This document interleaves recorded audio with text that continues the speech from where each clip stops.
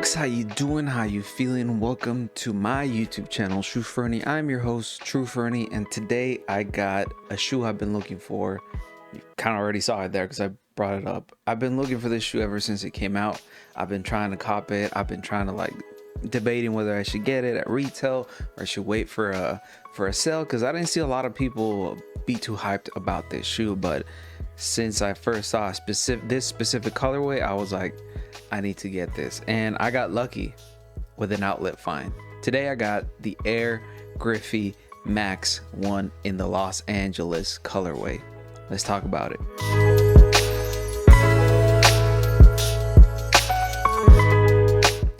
So right off the bat, this shoe first came out in April of last year, so it's been over a year since I've been trying to cop this shoe. More so just, there were other drops coming around that I was more excited about, so I didn't give a lot of priority to this shoe. Right off the bat, one of the main concerns I had about this shoe was it was going to be an extremely heavy shoe. And I'm not gonna lie to you, it is pretty heavy. It is a pretty stocky shoe, but they don't feel as heavy as, let's say, an Air Force One. They're still pretty heavy, and I guess the style of it, the design of it, kind of counteracts that a little bit, which I really do like. Right off the bat, my favorite thing about the shoe is the gradient over here that you can see on the side of the shoe, all the way up to the back and the heel portion of the shoe. I'll do some close-ups of it. It seems to be printed out in a sort of fabric. It's one of those smooth to the touch sort of fabric. It's not canvas. It's not of those commonly used materials that Nike loves to use on their shoes, but it is rather reflective, as you can tell on here. And I think just the gradient is just so well done that it just makes the shoe really pop and really shine. The colorway is called Los Angeles, even though Griffey, the baseball player, never played for an LA team. But I just had to get these regardless of there was any story between the athlete and the actual city of Los Angeles. But the gradient that goes from an orange, a burnt orange, all the way to a blue, sort of purplish, kind of denotes, the beautiful sunsets that you would see in Los Angeles. And Los Angeles does have pretty beautiful sunsets. Most of the West in the States have beautiful sunsets. I want to say everywhere from West Texas all the way to California just have amazing sunsets. But yeah, I really do like this. First off, of course, the outsole. The outsole is a very rugged, kind of terrain shoe. Of course, this is a signature shoe for a baseball athlete, so it kind of mimics what you would find on a baseball shoe, an actual shoe that you would use out for the field. I'm not a baseball player. I never played baseball. It's the sport I skipped when I was a kid, so I'm not too sure how these compare to an actual cleat shoe for baseball. But it is kind of still sort of a reminiscent of a baseball cleat. I really do like here the graphic of the baseball with flames in the back. I think that's a really cool, kind of gives me so much 90s vibes of how everything was overly designed, and everything was kind of they had this sort of obsession with flames, and everything's cool, everything is hip, and all this sort of stuff. So I like big and bold statements when it comes to fashion, and I think the 90s were a great time for that sort of fashion.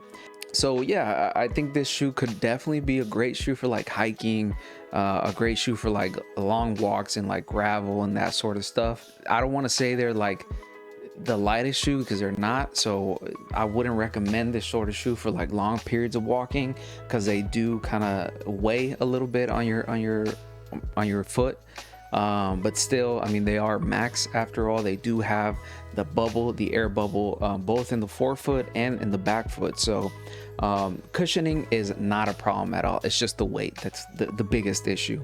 The upper sole, of course, this specific colorway has materials up here in the top. I'm pretty sure, I want to say this is synthetic nubuck. I don't think this is actual nubuck, but regardless of that, still, it's a very I think the materials would work best for this type of shoe, because this is obviously a very this is a shoe that you would wear for daily use. So I think using synthetic over authentic would probably make it a lot easier with the weather and with the elements. Here in the top we do have a, I want to call it bootstrap. I don't really know what else to call it. It has bossed out the letters LAX, you know, for Los Angeles. That's the airport code for the city. I don't really like that. I think it would have been better to just keep it as MAX, as Max. I guess it's kind of cool, but at the same time, it being a signature shoe, and you know, Ken Griffey not playing for any LA team, it just doesn't make sense in my opinion. I think at least just keeping the sunset gradient on it would be enough to let people know, or to like connect the name Los Angeles to the shoe. Putting LAX, I think it's a little bit over the top. Like there's just no connection to the shoe with Los Angeles. So yeah, besides that, not a big deal, but it's still kind of cool that you have that detail right there. The laces are this sort of thick, rather woven sort of laces. What I do like on the details for this one is that on the tips of the laces you have the word Los Angeles in a scripture like wording, which is very common for LA. You see it in like West Coast graffiti, West Coast tattooing, all that sort of like calligraphy work, which is really cool. It's really reminiscent of like 90s hip-hop and all that stuff. So it's really nice. I like that sort of detail. The tongue is a sort of like foamy, really a soft to the touch material. I like that. I'm not entirely too sure, and please correct me down in the comments below if you're watching this video, and if you know, but the inside of the shoe, the actual you know, where your foot goes in, is sort of like it has the same sort of style as a Nike Huarache. So I'm imagining that's where, you know, this kind of also shares some of the similarities to a Nike Huarache, at least in the inside, because it is kind of like a sock that encompasses your whole foot, and it's separate. It's I mean, it's obviously it's stitched to the actual shoe, to the actual sock liner.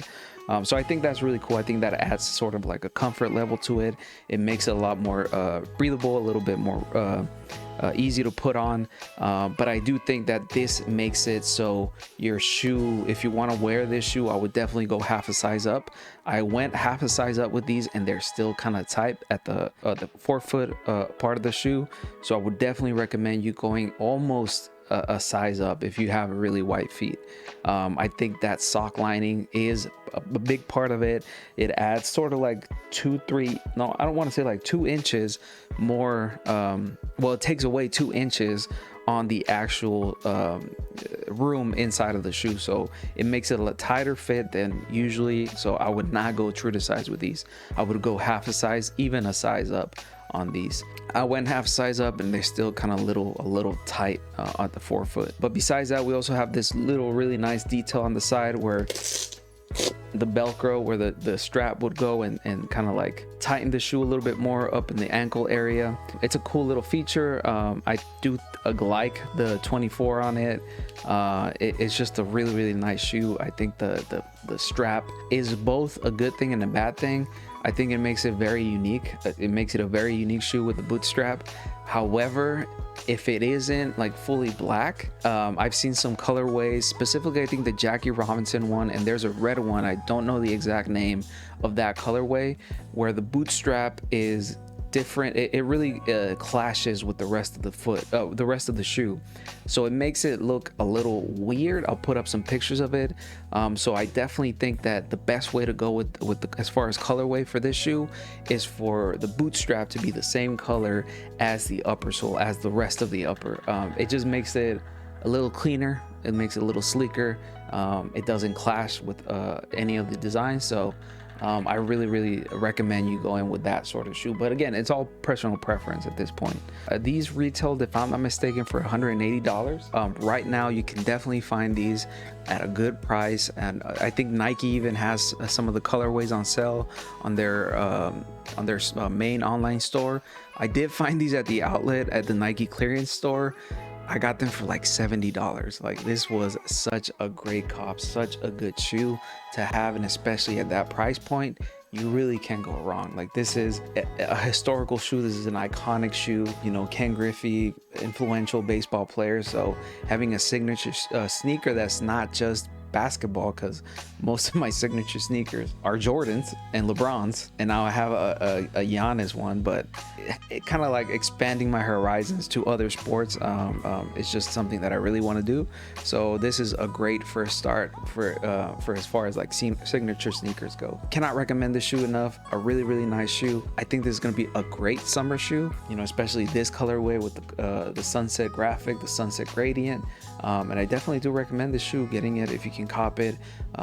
Definitely below retail. I don't think it's worth it. The $180 I think is a little bit too pricey for this sort of shoe, especially given the materials. So yeah, if you find it, definitely try and find it for below retail, because they're everywhere. But yeah, you let me know down in the comments below. Do you have the Griffey 1 Max? What colorways do you have?